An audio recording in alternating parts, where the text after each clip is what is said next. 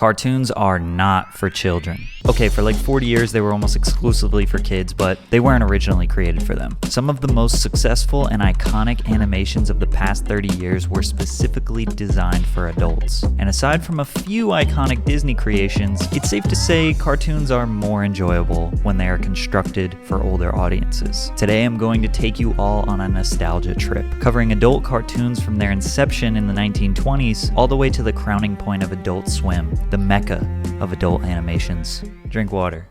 In the 1920s, Hollywood was booming, producing an average of 800 feature films per year. There were some cartoons, but they were still in early development. The few cartoons that were made in the 20s were shown at cinemas before a feature film. They were essentially short films with no dialogue, just music and sound effects. It was also in the 1920s where there was a big push for harsher censorship in films and theatrical performances. The Supreme Court ruled in 1915 that free speech did not extend into motion pictures. A lot of films, such as the ones performed at the New York stage, had mature content, nudity, cursing, and adult subject matter. It was like the Wild West with no rules and regulations. In 1927, there was a censorship committee formed by Will Hayes, a Republican politician, to propose some do's and don'ts in the film industry. It took a while for these suggestions to become an actual enforced code, known as Hayes Code, and in the meantime, cartoons would take advantage of the minimal regulations.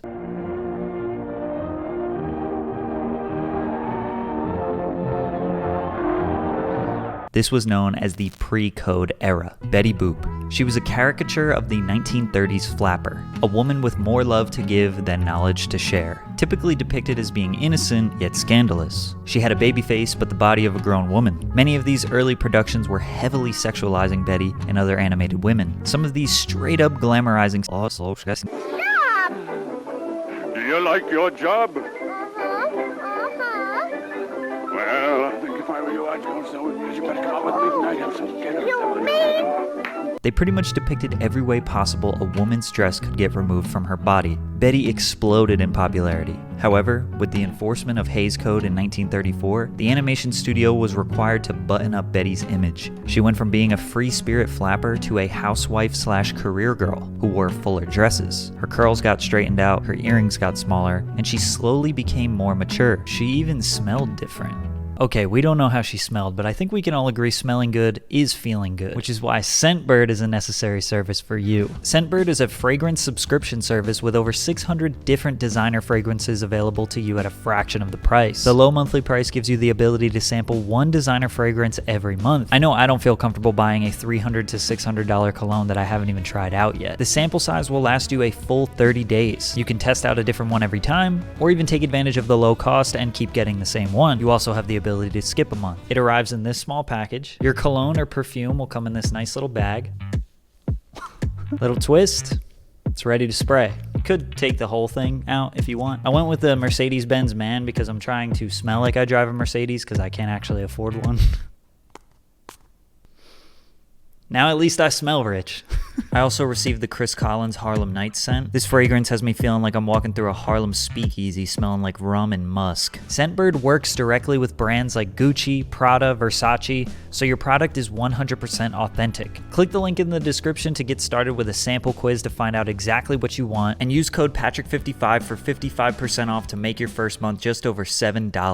By 1939, Betty Boop was over, but would be aired on television progressively throughout the next 60 years, stamping her in cartoon history. Hayes Code seemed to have uninspired animators to make cartoons for adults, because most of their humor at the time revolved around themes that were now banned by the code, so creators had to try and entertain the adult audiences inconspicuously through their children's shows. Animated shorts hit new strides in the 30s, with the creation of Mickey Mouse, Donald Duck, and Snow White. These animations were good enough to captivate audiences for extended periods of time. In the 40s, there was Bugs Bunny, Tom and Jerry, Bambi. They were definitely designed for children, but parents could watch and be entertained. Storylines were basic, most of the humor came from silly faces, characters getting hurt, and just basic tropes that would make kids laugh. In 1949, the first animated television series was launched, called Crusader Rabbit. Gumby in the 50s was a groundbreaking new animation style, but most of the 50s was dominated by the same kid-friendly animations from the 40s. Television sales were exploding in popularity, but animated series were not regularly programmed yet. You had experimental 5-minute episodes programmed by various stations at different times. Popeye being one of the more famous ones, and was pretty much adult targeted, leaning into relatable humor.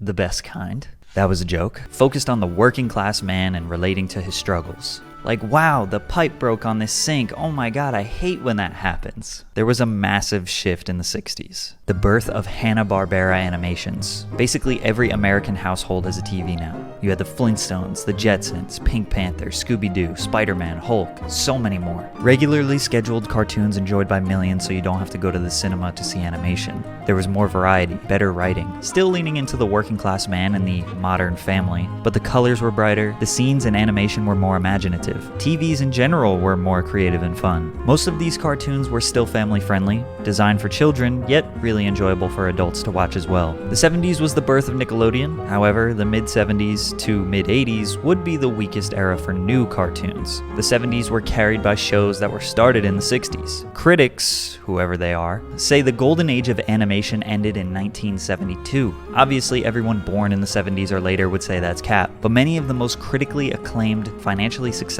and culturally significant animated films and cartoons were released from the 20s to the early 70s. However, they had significantly less variety and less competition, so it's a lot easier for those cartoons to have a bigger impact. These old cartoons were considered to be more lifelike, emotionally relatable, and contained valuable lessons. But a lot of adults may argue that cartoons are not a place where they want to learn life lessons, and rather escape into a creative and complex alternate reality, not to remind them how much their boring life is just like this boring cartoon.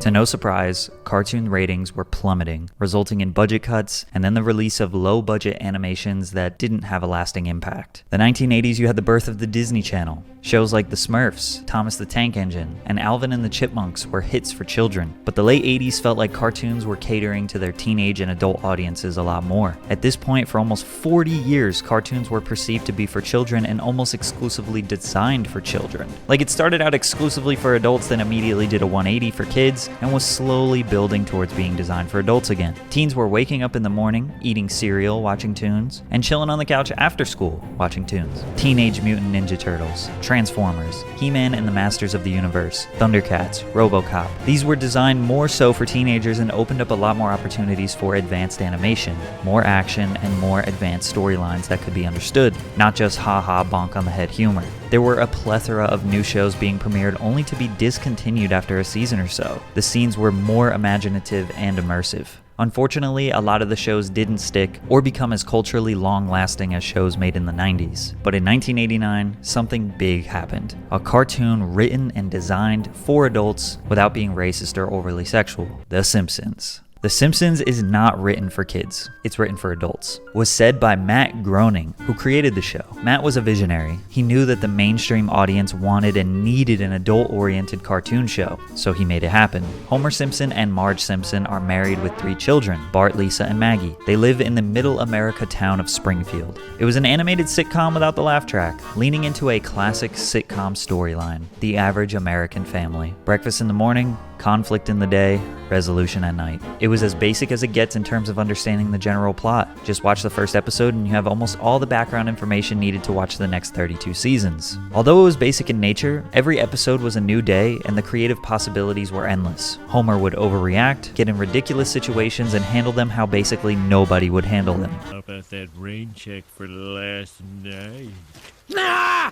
Nah! Don't look at me! Freak! Don't you ever The animation style stood out from the rest immediately. They were all yellow, they all had extremely unique features like huge mouths and weird-shaped heads. The show was carried by the extensive array of wacky side characters, all that have memorable characteristics and are voiced by unique and talented actors. The most successful primetime cartoon in history at this point. The Simpsons Season 1 in 1990 averaged a whopping 27 million viewers per episode. The Simpsons proved that a cartoon designed just for adults can not only be successful, but be the most successful. Liquid Television. Produced by MTV and released in 1991, it was a compilation of animated shorts by independent artists. They were pushing the boundaries of animation, and all of it was catered to adults. It was like this little secret network within a network that only a few knew about, which sounds familiar. This was the birth of Beavis and Butthead, which was a crude, humored show about 2 dumbasses who couldn't do anything right. We tricked him. He's probably like, There's nobody here. and were obsessed with the idea of getting laid. Ladies beware. Sure, it only lasted a few seasons, but it is culturally iconic. At the time, this was groundbreaking in terms of what comedy and adult cartoons could be. Primarily children watch cartoons, but adults watch cartoons too. In fact, in the evening, on the average evening, more adults are tuned to the Cartoon Network than are tuned to CNN. That was Ted Turner, creator of the iconic Cartoon Network. Ted was a visionary who knew how badly the world needed cartoons. His strategy started with buying the rights to every cartoon ever made. Sounds like an overstatement, but let me break it down. Ted founded CNN, the very first 24-hour news network in 1980. 1 year later, he purchased MGM Studios and United Artists for $1.5 billion, in which he sold a portion to cut down on the debt. He remained with MGM's pre-1986 library, which included thousands of films, but more importantly, a ton of classic cartoons. Looney Tunes, Merry Melodies, Popeye, the list goes on. In 1991, he purchased almost all of Hanna-Barbera Productions' catalog, which included the Flintstones, Scooby-Doo, the Jetsons, and many, many more. Basically, Ted now owned the rights to every popular cartoon made in the last 60 years that wasn't made by Disney. And with that, he started the first ever 24-hour network dedicated to strictly cartoons. The Cartoon Network did not explode in popularity right away. It was a bunch of reruns of old shows acting as a little nostalgia kick for older folks. This ultimately was a genius strategy because imagine trying to start a 24-hour network with 0 shows that people knew.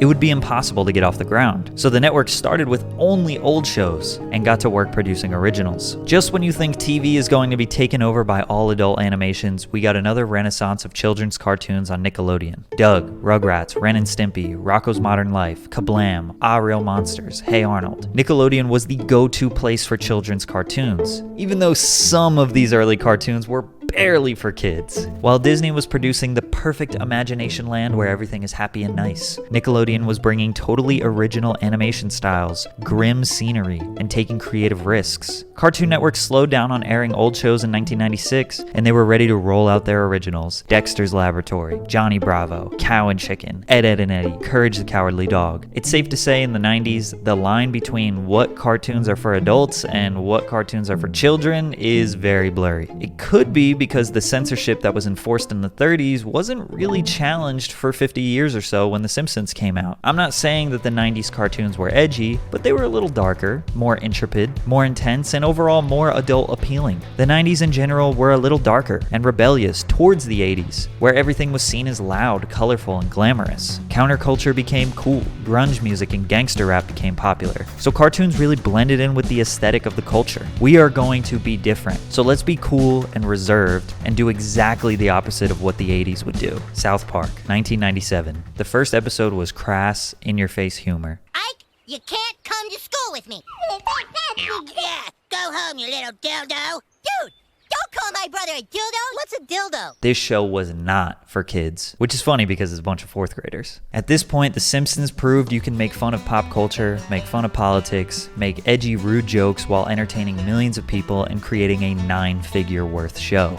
South Park is not unique in its use of satirical humor, but it is one of the most effective satires due to its production format. The scripts for episodes are not written before the season begins, but the production of an episode begins on a Thursday with the creators, Matt Stone and Trey Parker, and the show's writers brainstorming ideas for the episode. The script will be written, animated, and voiced for release on Wednesday nights, just 6 days of work. We work between 100 and 120 hours in a 7-day week to deliver the episodes. This hectic production allows South Park to be in the zeitgeist of pop culture while it is happening. For example, in the season 4 episode Quintuplets 2000, the show nearly does a 1-to-1 recreation of a famous photo of a US Border Patrol raid during the Elian Gonzalez affair, an event that occurred 4 days before the show aired. The season 7 episode, It's Christmas in Canada, references the discovery and capture of Saddam Hussein, which happened 3 days before the episode aired. Season 12's About Last Night revolves around Barack Obama's presidential victory, which happened less than 24 hours before the episode aired. On the surface, the show appeals to almost any age group, but the news-like coverage of more serious current events is certainly appealing to an adult audience. South Park has won 5 Primetime Emmy Awards as well as the prestigious Peabody Award, which honors excellence in storytelling that reflects the social issues and the emerging voices of our day. South Park remains one of comedy's Central's highest rated programs, and in 2021 was renewed through 2027. 2 years after South Park came Family Guy, another soon-to-be iconic adult animated series, focused on a New England family, which was reminiscent of The Simpsons with a moronic father, stay-at-home wife, and of course, the 3 kids. The first episode aired on Fox immediately after Super Bowl 33 to 22 million viewers. Season 1 maintained high viewership, but would dwindle through the second and third seasons. Following the third season's declining viewership, Fox decided to cancel the show in 2002. Hard to imagine a time where Family Guy wasn't totally loved. Maybe it was just too similar to The Simpsons? This wasn't the end of the Griffins. There would be a savior coming to their rescue. The 2000s, a new century. This meant change. Changing back into kid-friendly cartoons? Again? Nickelodeon started drifting from the grim, dark cartoons to more companionable and kid-friendly with the additions of SpongeBob, Fairly OddParents, The Wild Thornberrys, Rocket Power, Jimmy Neutron. They still had Invader Zim, CatDog, and Danny Phantom. Disney Channel was even more kid-friendly. Cartoon Network was kind of the place where the cool teenagers indulge, but it was spiraling down pretty fast. The network had a new CEO when the company was merged with Time Warner AOL. New ownership and new leadership will lead to changes. All of their iconic shows like Dexter's Lab, Johnny Bravo, and Courage were getting canceled. They rebranded, launched a few new shows that are beloved today but weren't necessarily hits at the time. Codename Kid Next Door, Billy and Mandy, Foster's Home for Imaginary Friends. These shows were a little bit softer compared to previous Cartoon Network originals and were loved by children, but not teenagers and adults. So there was a gap in the market. There wasn't a go-to place where adults could escape into an animated universe and not have to worry about censorship and juvenile humor. Until 2001, with the birth of Adult Swim, the very first animated network designed specifically for adults. Adult Swim. All kids out of the pool. The branding was clever, all kids out of the pool, because now it was time for the adults to have some fun without all the childishness. The shows often had a more mature sentiment, coarse language, and sexual innuendos. The Adult Swim programming block launched just 2 nights a week, with one of those being just a repeat of the other. Original series would be aired such as Aqua Teen Hunger Force, The Brack Show, Space Ghost Coast to Coast, C-Lab 2021, and more. Adult Swim kinda had a cheat code to launch the network. Since Ted Turner purchased the Hanna-Barbera catalog in the 90s, they were able to use classic cartoons such as Scooby-Doo and new shows like Harvey Birdman. This may not seem like a big deal, but having the rights to a classic cartoon and being able to tell a new story around those 50-year-old characters is a huge advantage to gaining new viewership. Imagine your dad flipping through the channels and seeing Yogi Bear on the witness stand. He would be confused but interested to see one of his childhood cartoons be reimagined. Adult Swim could arguably get the credit for introducing Americans to anime, broadcasting popular shows like Cowboy Bebop and Mobile Suit Gundam. By late 2002, the network was becoming more interested in obtaining the rights to animated series that had been canceled. Again, knowing how hard it is to make new cartoons and get a new audience when you can just capture an already existing audience. One of the first and more notable of these was Futurama, which they obtained the rights to reruns for a reported $10 million.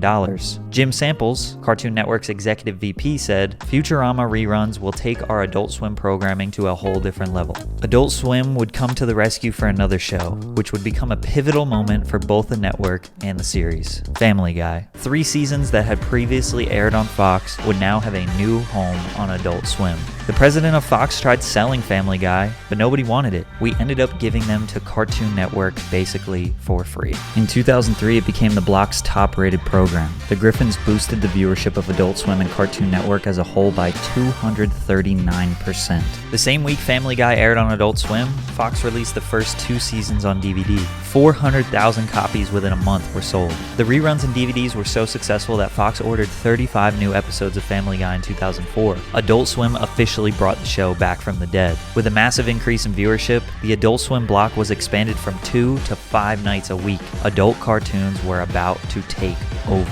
2005 to 2015 would arguably be the peak of Adult Swim. Futurama and Family Guy were bringing in the consistent new viewers who were slowly and surely getting into the network's originals such as Venture Bros and Aqua Teen Hunger Force. Man, you gotta check this out. Oh, yeah, baby.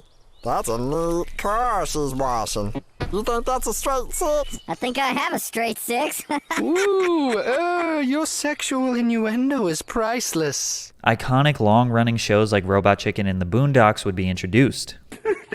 I tried. Sorry, honey, sorry. I just gotta crap like a bastard. I can't wait. Ah! Syndicated classics, King of the Hill and American Dad are running. Not How could you do this to me, Puff Puff? In 2007, they would expand their programming to 7 nights a week, even branching out of animation with the Tim and Eric Awesome Show, the Eric Andre Show, Loiter Squad. Although its popularity was at an all-time high, Adult Swim still felt like this dark corner of TV that only people with a secret password were allowed to watch. These were shows you escape into when you're alone at night and with all the lights off, not with the whole family in the living room. You built relationships with the characters and became emotionally invested. If you were young, you didn't want your parents to find out what you were watching. Adult Swim gave up-and-coming creators a chance to display their animations to the masses. They embraced underground hip-hop and lo-fi, which at the time had very little representation. They were also known for their iconic bumps, which were 5 to 10 second segments after the show and before commercials. Also after the commercials and before the show. These bumps took away an extra commercial or two to provide a nice transition for the viewer. Most networks would just run another commercial for the bag. They were designed to be relaxing, usually accompanied with a creative or funny visual and calm music. The black screen with white text became the most iconic bump style. In 2021, people were creating their own Adult Swim bumps on TikTok, and it was probably the best trend I've ever seen on that app. Adult Swim wasn't this roaring financial beast like Nickelodeon or Disney Channel or even its host Cartoon Network, but they were creating culture and satisfying a market that was so desperately in need of something beyond Family Guy and The Simpsons. Cartoon Network had a second boom in the 2010s with Adventure Time, Regular Show, and The Amazing World of Gumball, while Disney and Nick were hanging on for dear life. However, Adult Swim would get blessed with the introduction of Rick and Morty in 2013. Rick and Morty follows Rick Sanchez, a cynical mad scientist, and his timid grandson Morty. These two split their time between a complicated home life and interdimensional space travel. There aren't enough words to explain the imaginative and insane plot lines in this show. It's been memed heavily and the mainstream audience definitely makes it seem a bit cringe, but it's a really great show even still to this day. Throughout its 5 seasons, Rick and Morty has measured an average viewership of 1.67 million viewers, which in the modern streaming era is excellent. Its influence around the world is immense, with multiple video games, tabletop games, memes, and music. But as you know, the way most of these videos end, the streaming era. The downfall of television and birth of social media leads to the rapid dwindling relevance of these networks. Half of the people watching this video don't have cable anymore or don't care to watch it. The others won't be purchasing HBO Max or any other streaming services to watch new or even old classic cartoons. Adult Swim, Cartoon Network, Disney Channel, Nick, they're doing fine. Times are different now. There are too many streaming services and too many social media platforms for cartoons or networks to have much cultural impact. Children's animations are definitely more financially successful and popular. Watching them later on in life is a heavy dose of innocence and youthfulness, but the longevity and day-to-day value that adult cartoons bring is unmatched. No matter where you decide to watch them, whether they are old or new, adult cartoons are and always will be the superior animations.